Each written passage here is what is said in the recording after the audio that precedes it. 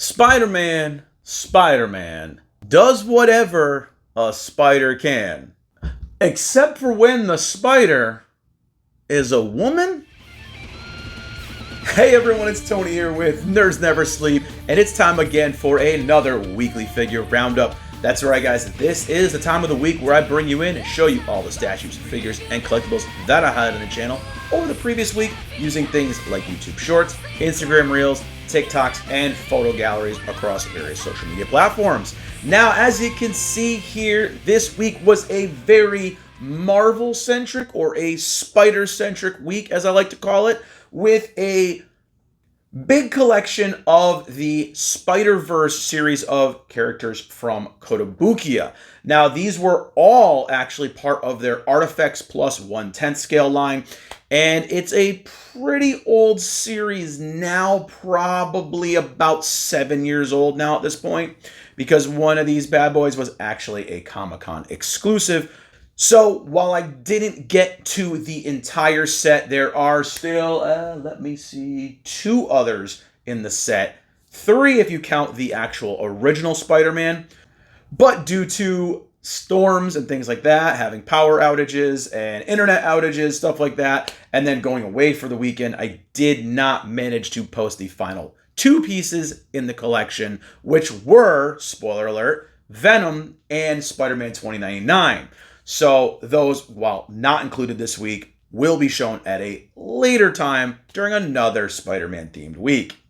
Now I'm going to go ahead and I'm going to get right into things. So we're going to start with the man himself, Spider-Man Peter Parker, the one and only. And now this one is actually the New York Comic-Con exclusive variant, which kind of put him in like a wintry kind of outfit where he's got his little cap and his earmuffs and his little scarf. He's got some leg warmers around his legs. It's definitely a kind of a low effort exclusive, but it does work and it kind of adds to a whole little aesthetic to have something a little different for your Spider-Man collection. Now, this is the same exact pose and costume that the standard version of this has. The only thing is he's got a little removable hat.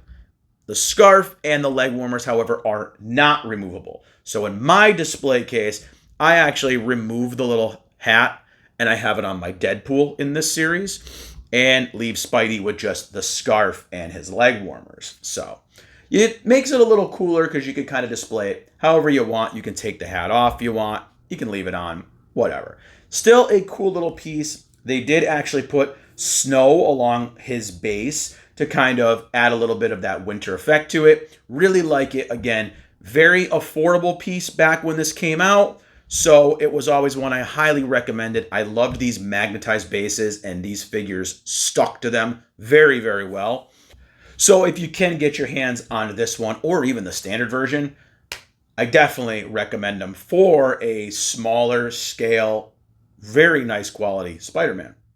And then instead of following up Peter Parker with the standard Venom, who actually took up quite a bit of real estate compared to the rest of these, I decided to go with something a little bit different, not as popular, but one I really, really like a lot. And of course, it's Flash Thompson, aka Agent Venom. Now, for those of y'all who don't know, Agent Venom kind of became a thing when the Venom symbiote actually bonded to Flash Thompson, who actually became a war hero, did all kinds of really good stuff, lost his leg, all kinds of things happened to him, and kind of caused him to change his whole outlook on life. And this kind of made it where Venom became a hero. Now, this is more like a Punisher style Venom because he's got guns and things like that. I thought it was a really cool take on the character and giving Flash a little bit of a redemption arc. This figure itself, he is not the stablest out of all of them. Most of them actually stabilize to the bases pretty well. As you can see, he does stick very well to it, but his magnets are not the best, so I don't recommend picking him up, and flinging him around. But this one is a really cool piece. You can actually display him with or without his pistols. You can pull them out of his hands. There are not many statues or things like that for Agent Venom. So if you are looking for one, and especially a budget-friendly one, this is definitely a very big recommendation from me. And then since Wednesdays I usually always highlight a waifu for Waifu Wednesday, I thought it would be a good time to show Gwen Stacy, aka Spider-Gwen, aka Spider-Woman, aka Ghost Spider, aka how many damn names can this character have? So for those of you guys who don't know, she is another alternate reality spider person, and where Gwen Stacy watched her friend Peter Parker die, and she became the Spider-Woman in her universe. And I think the name Ghost Spider is actually really cool. I love that they gave her a different name, something that another character here needs to do, but we'll get into that in a minute. But while the character is not the best character, it is a cool take, and I liked when it was in separate universes. It's a cool take. It's like an Elseworlds thing where Gwen kind of suffers the friend dying trauma and she becomes a spider persona. I really liked the take on it. It's just, it was more than a little bit of a derivative character. She kind of had her own thing. She had her own friends. She had her own variations of villains. I liked that. But I do feel the whole Gwen thing kind of blew up and got a little out of proportion with the Gwen pool, the Gwen this, the Gwen that. Everyone's a Gwen. You know, we're bringing Gwen back to life. We're doing all... It got a little off rails. But this is another of the Kotobukiya 110s, obviously, like the rest of these. And I think they did a very good job with her. I love how they gave the base is just so bright and it's very dynamic. It kind of goes with her. She does have a pose, but just like with a lot of her other stuff, she has more of a ballet type thing to her pose, just with the way her feet arch and things like that. And they did capture that in this very, very beautifully. I think the sculpt is great. The pose fits perfectly well with Miles and Peter, of course, to kind of put the trio in the front while all the other characters stand behind them. So having them all in the crouch position actually works really cool in a display. And I think actually this might actually be one of my more favorite of the smaller scale Gwens, just because I really do like how definitely crouched down she really is. Like they gave her that low crouch pose and it looks really, really good. Again, if you're a fan of this character and you're looking for one on the cheap, this would be the one for you. Especially when pricing her up against things like the Iron Studios pieces, which are actually all 1/10 scale as well. So these actually do fit in with your Iron Studios dioramas as well. But if you're a fan of this character, obviously you can't go wrong with either version. Now, a funny thing about Little Miss Gwen Stacy here is, out of every piece that I highlighted this week, which all went from 1,000 to 3,000 views, not a lot for a short, I know, but for my channel, that's pretty good. Gwen is the only one that, as of this recording, has not even hit 20 views. Could my conspiracy theory be correct that any female character in a tight form-fitting costume is going to get throttled in the algorithm? I think yes. But I actually added YouTube about this on Twitter and got a great response from them, basically saying, we go by what your channel viewers typically view, by what we push out. So this was not something that your audience views. My counterpoint to that goes to my most viewed video on the channel, which is an unboxing and review for which character? Spider-Gwen. Now, with a video that has more views than my channel has subscribers, that shows my channel viewers actually do like some Gwen Stacy. So what's the excuse, YouTube? Why did she get an adults-only hit on TikTok? Don't know, but it does kind of go one and one. As I say every week, something gets flagged on TikTok, the same thing doesn't get any views on YouTube. There is some correlation here, and I do get a lot of these tight-fitting female Marvel characters flagged as adult content, as well as anime bunny girls, anime girls with too much cleavage, things like that. So, YouTube can say whatever they want. They are, in fact, throttling the reach on this over the rest of these. Because I'm going to say right now, Gwen is just as popular, if not more popular, than Miles Morales. No matter how hard they try to push him, she is actually the one who sells more merch and is more marketable, especially to females. Again, it's just my theory, but the only difference between her and the rest of these is that her tight-fitting suit is on a female body, but the ones on the male body are okay. Think about what you want, but let me know what your opinions are down below. And next up, I had the red-headed stepchild, literally, of this line. And this, of course, is the psychopath himself, Cletus Cassidy, a.k.a. Carnage. The one and only Carnage in my book, and he always will be. This, I call him the red-headed stepchild, not only because he has red hair, but this is the original version of this piece. So this is the first edition. And this thing was insanely problematic. Still is to this day. If you were to look closer right now, I didn't put it in my video, but I do actually have a little piece of cardboard wedged underneath his foot, so he does keep stabilized. So I'm going to go into a little bit of a segue about this one here. This at launch had a lot of problems because the original packaging for the Carnage figure did not actually have this red stabilizer piece on the base. It actually just had one magnet in one of his feet, and that was it. And this is a top-heavy piece. The claw arm alone is heavier than the whole rest of the figure. So if you have one piece of your figure with a magnet and the rest of it is top-heavy, that magnet is not going to sustain it. So this thing suffered from a massive lean to the point where if you displayed it, it would fall over.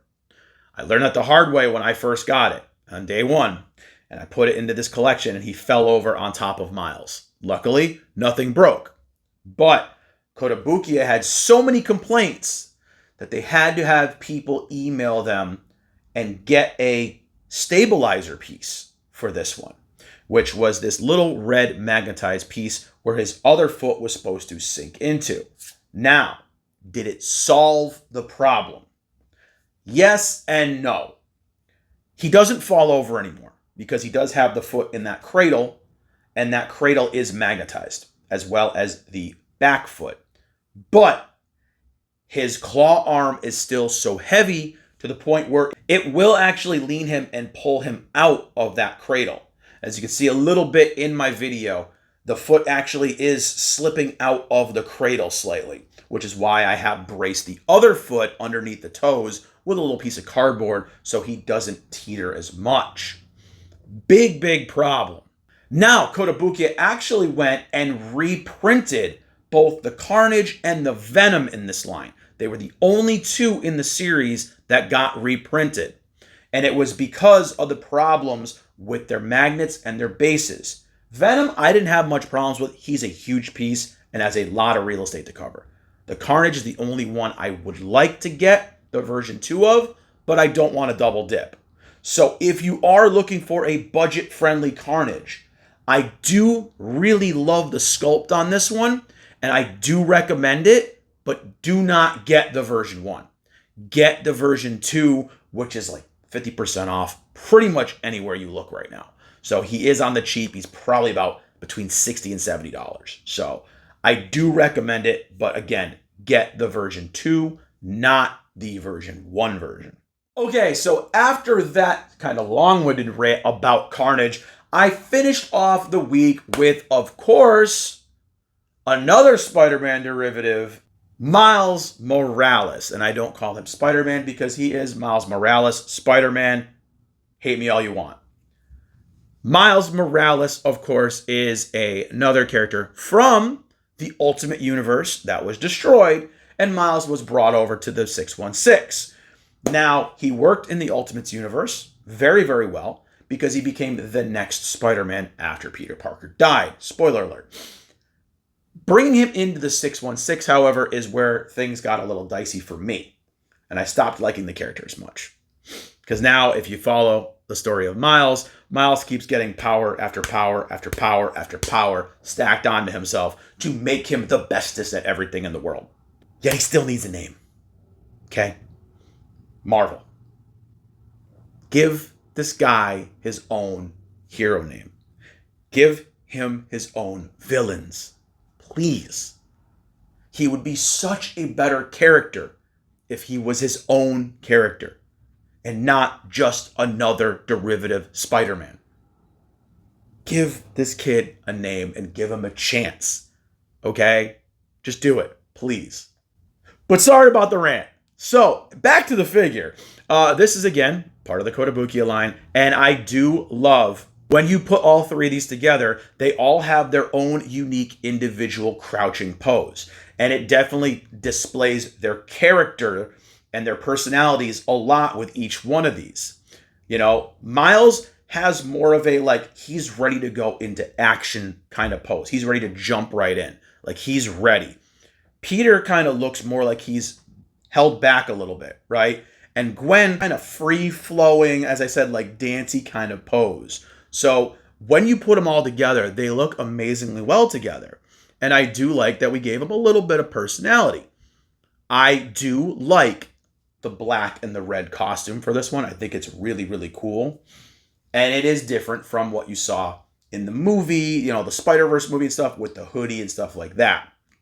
This is obviously the comic book version of Miles. So if you're looking for another budget-friendly Miles Morales, this is the route to go. Just like with Gwen, if you size it up compared to the Iron Studios 1/10, you're going to pay about double the price for the Iron Studios one. And I know I love Iron Studios pieces, but they're getting very expensive. So if you want a budget-friendly Miles Morales 1/10, go right here with the Kotobukiya.